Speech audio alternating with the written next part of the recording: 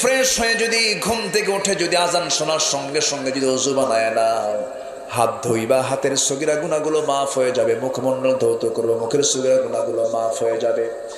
এরপরে মাথা মাসে করবে, মাথার সগীরা গুনাহগুলো মাফ হয়ে যাবে। দুই হাত দুই পা ধৌত করবে, হাত পায়ের গুনাহগুলো মাফ হয়ে যাবে। হেঁটে হেঁটে যাবে, ফজরের সময় পড়তে যাবে নামাজ, চোখের জ্যোতি ভালো হয়ে যাবে, শিশিরগুলো তোমার চোখে পড়বে, নামাজ পড়বে, রুকু করবে, সেজদা দেবে। ডায়াবেটিস হবে না, জটিল কোনো রোগ হবে না, যৌবন শক্তি তোমার সারা জীবন থেকে যাবে, তুমি অসুস্থ হবে না। যার জীবনের 5 ওয়াক্ত নামাজ ঠিক মতো আছে, তার শরীরে কোনো রোগ আসে না। আলহামদুলিল্লাহ বলে, জোরে কোন আলহামদুলিল্লাহ।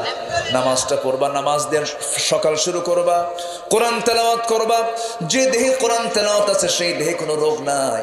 কোরআন তেলাওয়াত করবা সুন্দর করে, নোংরামি পথে যাবা না। বাপ মাকে দাম দিবা, বাপ মাকে ভাত দেয় না এমন সন্তান চুয়াডাঙ্গায় নাই।